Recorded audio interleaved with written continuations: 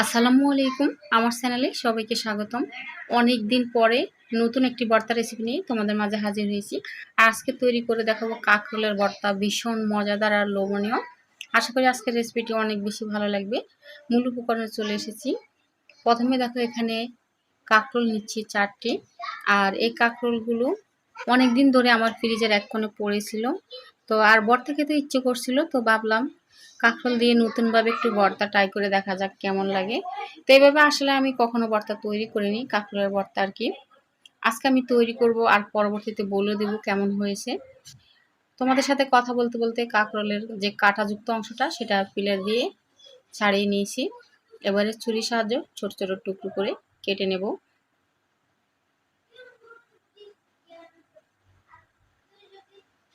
কেটে নিচ্ছি। কাঁকরোলটা কিন্তু খুব একটা পাকেনি, আবার দু একটা পেকেও গেছে। যাই হোক, কাজে লাগিয়ে নিচ্ছি, ফেলে দেব না একদম। তো অফ ক্যামেরা বাকি কাঁকরোলগুলোও খোসা ছাড়িয়ে ছোটো টুকরো করে কেটে নিয়েছি। সরাসরি চুলায় চলে এসেছি। অফ ক্যামেরা কয়েকবার করে ধুয়ে নিয়েছিলাম। এবার কাঁকরোলগুলো দিয়ে স্বাদ অনুযায়ী লবণ আর আমার পছন্দ অনুযায়ী ঝাল দিয়েছি। এখানে কাঁচামরিচ দিয়েছি 6-7টি মতো। ঢাকা দিয়ে কয়েক মিনিট পরে ফিরে আসছি। ফিরে এসেছি 10 থেকে 15 মিনিট পরে। 15 মিনিট হবে। কাঁকরোলগুলো সিদ্ধ হয়ে গেছে একদমই, হাতের চাপে গলে যাচ্ছে, দেখতে পাচ্ছ। আর কাঁকরোলের যে পানিটা সেটা কিন্তু অলরেডি শুকাতে আরম্ভ করেছে। যে কোনো ভর্তা তৈরিতে উপকরণটা যখন আমরা সিদ্ধ করব তখন চেষ্টা করব পানিটা শুকিয়ে নেওয়ার জন্য। এত করে কিন্তু ভর্তার টেস্টটা দ্বিগুণ হয়ে যায়। ঠান্ডা করার জন্য এক পাশে তুলে রেখেছি কাঁকরোলগুলো, আর অন্যদিকে একটা প্যান বসিয়ে এখানে সরিষার তেল দিচ্ছি। আর আজকের এই ভর্তাটা আমি সরিষার তেলে করব।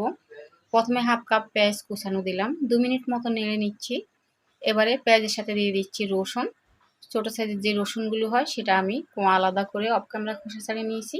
বড় রসুন দিলেও হবে। সামান্য পরিমাণে একটু লবণ দিচ্ছি। সম্পূর্ণ উপকরণটা ভালোভাবে নেড়ে চেড়ে নিচ্ছি। এবারে চুলার আঁচটা একদম স্লো করে দিব। স্লো করে ঢাকা দিয়ে রাখবো, যাতে নিচ থেকে পুড়ে না যায় আর ভেতর থেকে যাতে সফট হয়ে যায়, একটা সফটনেস ভাব আসে। তো দেখতে পাচ্ছ পুড়ে জানি সুন্দর একটি কালার এসেছে আর খুবই সুন্দর একটি স্মেল এসেছে মাশাআল্লাহ। রসুন, পেঁয়াজ আর সরষের তেলের খুবই সুন্দর একটি স্মেল। যদিও এই স্মেলটা আমি তোমাদের দিতে পারছি না, তোমরা যখন বাসায় তৈরি করবে অবশ্যই স্মেলটা পাবে।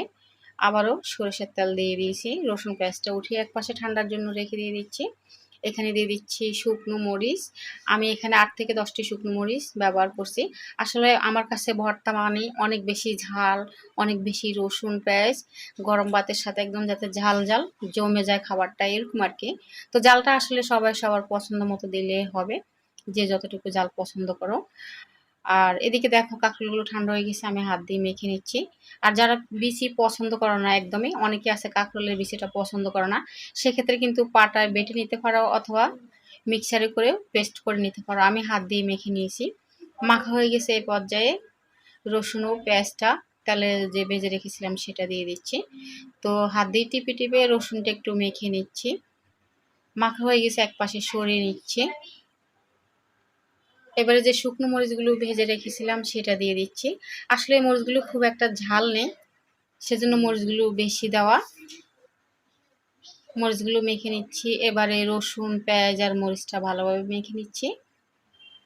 এবারে কাঁকরোলের সাথে মেখে নিচ্ছি। আসলে ভর্তার তৈরিতেও কিছুটা নিয়ম থাকে, শুধুমাত্র সম্পূর্ণ উপকরণ দিয়ে বেটে নিলে হয় না।